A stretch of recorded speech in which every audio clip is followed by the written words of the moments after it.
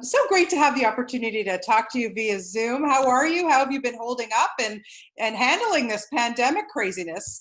I've been okay. Actually, I've been okay. I struggled a little bit with some anxiety in the beginning, but I think we've adapted to this new way of life, and Yeah, so yeah, everything's pretty positive now.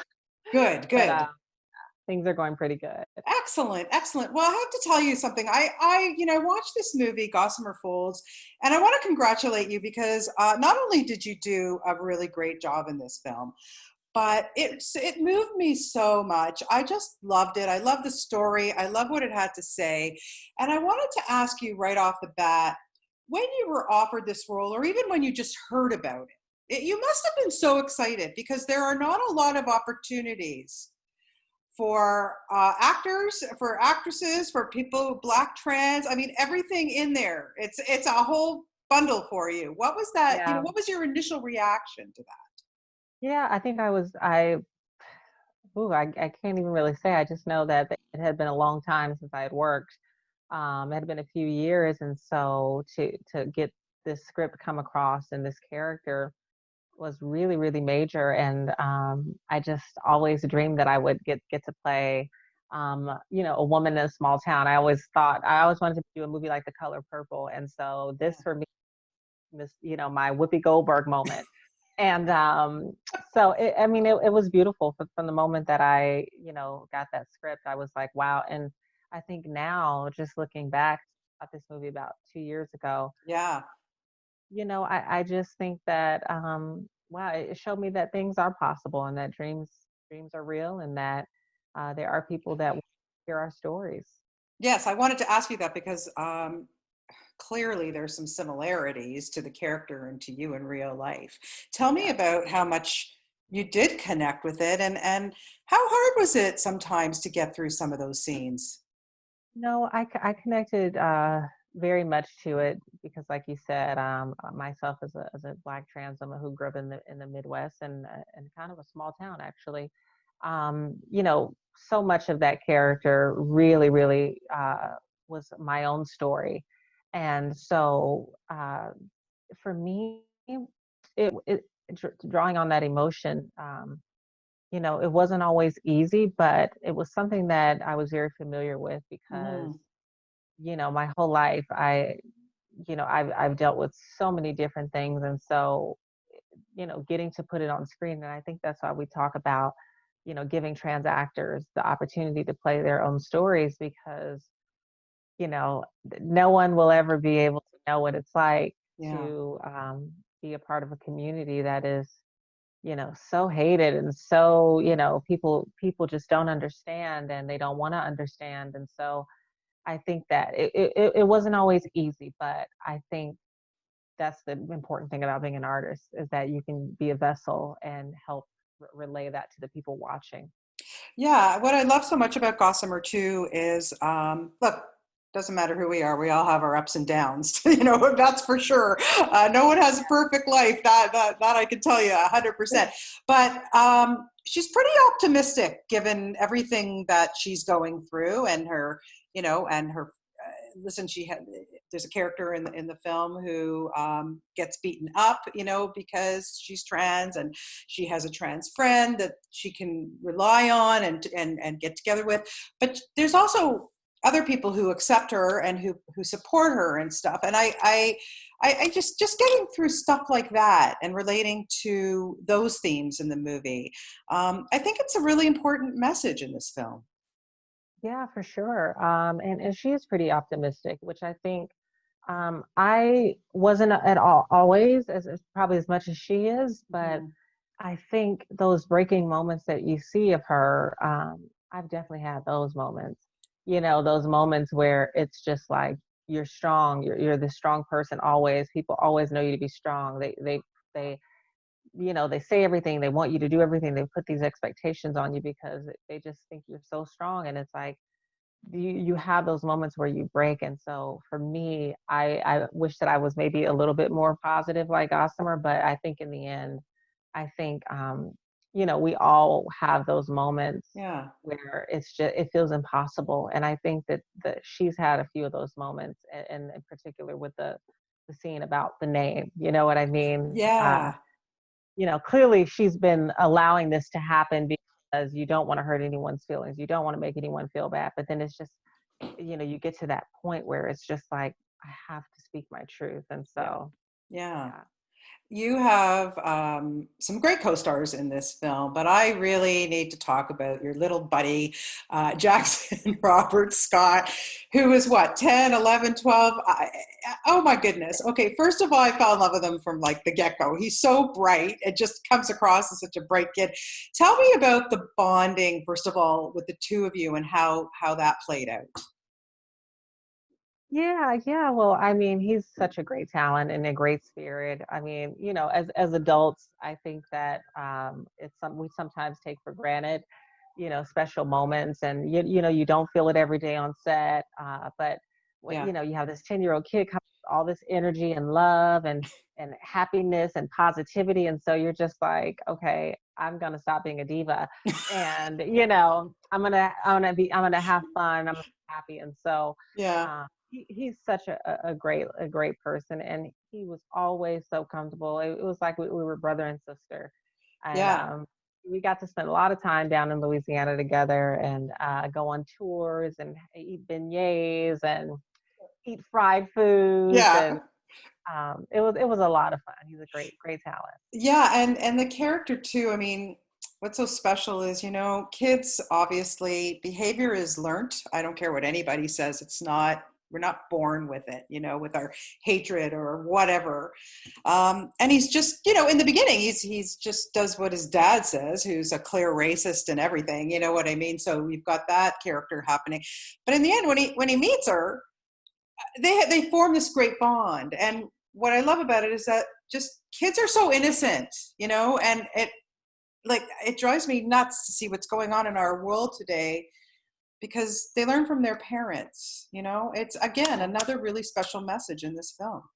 Yeah, I think that was so beautiful. I think when I was growing up and at the time that I got disowned from my family, it was, oh, well, we don't want you around because of the kids. And I didn't really understand that. And doing this movie, it really made it clear that it's not the kids, right? I think the adults, we're the ones with the problem. Yeah. You know, we this is something that you teach. If you teach love and acceptance, then that is what children will do. They will grow up to and hopefully change the course of our history. And Hmm. so I think that is what this movie gives you. It gives you a beautiful story that says it does not matter that she's black and he's white. It doesn't matter that she's trans. It's like at the end of the day, he found him a friend. He found him a Yeah. friend like skateboarding, and that taught him how to sew. Yeah. Hey, well, two most important things in life. Okay, I have to ask you about the skateboarding scenes. You look like a pro, but really, like, were you? No, it was all CGI. I'm just kidding. Come on, you were on that board. Oh my goodness. Yeah, I was on there. That movie was really interesting, but I think bonded us early on too because, we got to practice together with another producer on the film, Yeah. and we had a stunt guy coming in, and so it was lots of fun to be able to do stuff like that. But yeah, the skateboarding, I was supposed to be the pro, and he wasn't, but he was the pro. Yeah. Well, that's okay. That's why it's called acting, because I was acting. Exactly. Kids are so resilient. It's crazy, honestly. And also, I want to ask about working with Ethan Suplee. He has a really interesting role in this as Jimbo, Yeah. and I like that relationship too in the film. Yeah. He's one of my favorites. I love watching what he. How did you enjoy working with him? You know what? I don't know that I remembered. I remembered his character from the movie John Q. Yeah. And but I didn't know that. I didn't remember that was him the whole time we were filming. And so, I mean, he's great. I mean, all he talked about was how all his daughters, he has like a whole host of daughters. And, I mean, he was just so fun. And I Yeah. mean, he's so monotone at times. And I actually just did an interview on his podcast, American Glutton, and we got to sit down and talk and Oh, really talk cool. about the movie. And just health and everything. And so he was wonderful to work with. They all were. I'm sure. I'm sure it is a really, really good cast. There's no question about it. I want to ask you because you, like I say, you really have knocked down barriers. You've really worked with some fantastic people over the. I mean, come on, Viola Davis, like what you know. I love that show. I loved that show. I never missed an episode. What was it like to work on that? How to Get Away You with know, Murder? Wow. you know what? That moment for me was full circle. I don't know why I've been getting a little emotional about it It's because okay. she is, I think, the actress the most that I have always looked up to. I think that, and people in our community say, "You're the Viola Davis of our community." I'm like, because all my roles are, I'm like never really glamorous. I'm never, I'm like always in the car punching the steering wheel. Yeah. And I've just loved her for so long. And when I did the audition, they change all the character names, so you have no clue who you're working with.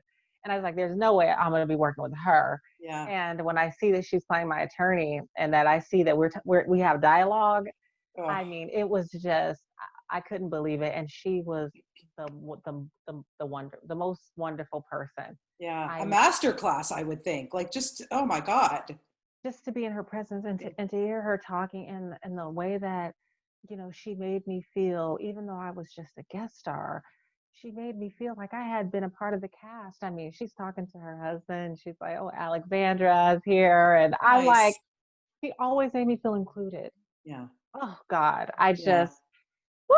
I That's mean, those are amazing. moments that I'll never forget that moment. Absolutely. And then I remember watching you on Empire, and then you've got that amazing voice and your singing career. And then, you've got scenes with Terrence. Like, I mean, come on, girlfriend. Really?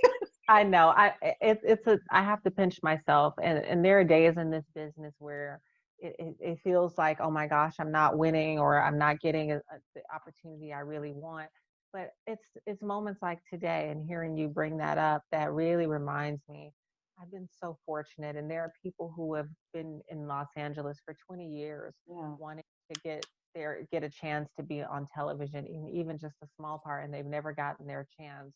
And the fact that I've been so fortunate to not only share my talents with the world, but also hopefully help my community, but also get to work with people I've always dreamed of. I come Hmm. from homelessness. I come from the streets. I come from the hood. I come from 10 foster homes, being disowned by my family. And this is not supposed to be my life. And so I'm proof that anything is possible. And all you have to do is just go after it. Absolutely. I wanted to ask you quickly, who has been your biggest influence? When I was watching Orange is the New Black, obviously, Laverne Cox is a huge inspiration, I would think. Was she a big help to you or others? Yeah, I think before I made the decision to come to Los Angeles, I remember seeing her. I think she was on a show, a reality series, and this is before Orange, and she was the only trans person that I saw that was working in media, and so she was definitely a huge inspiration. And just looking at how her career has blossomed, and that she's opening up Hmm. those doors for all of us. And so Laverne is definitely somebody who is a trailblazer. And Jasmine and the actresses who took the beatings so that I wouldn't have to, who endured, you Yeah. know, the roles that were maybe discriminative, and all of that stuff so that I wouldn't have to. And now hopefully I get to take a part in that and help change it for the next generation of trans folk working in television. Well, absolutely. Well, like I say, it was just been an absolute delight to talk to you, and you were so, so good in Gossamer Folds. I really do hope, people watch it. And at the end of the day, what would you like people to get out of it after watching it? Yeah, I think there's so much going on in our country right now. I mean, we got the president Yeah. telling people to stand by, not denouncing white supremacy. We and killers Yeah. just going free. I mean, it's a lot going on right now, and so I just hope that for trans people and for trans people of color, that they see themselves reflected in film. And I Hmm. hope that for everyone else, that they get to just watch this movie and really understand that at the end of the day, we're all gonna go. the end of the day, we're all bleed the same, we're hurt the same. And let's spend this time on earth loving each other Hmm. and understanding each other and having respect for each other. And I hope that that is what this movie is about love, friendship, and family. Yeah, So and acceptance for sure. acceptance. Absolutely. Yeah, big time. Well, like I say, thank you so much for your time today, Alexandra. It was a real pleasure talking to you. And best of luck with the film. Best of luck with everything. And maybe one day when this pandemic's over, you'll come to Toronto and we'll have a coffee together, okay? Hey, I'm down. Thank All you. right. All right. Take care. Have a great Okay. rest of your day. You too. Nice Bye-bye meeting you. now. Bye-bye. Bye.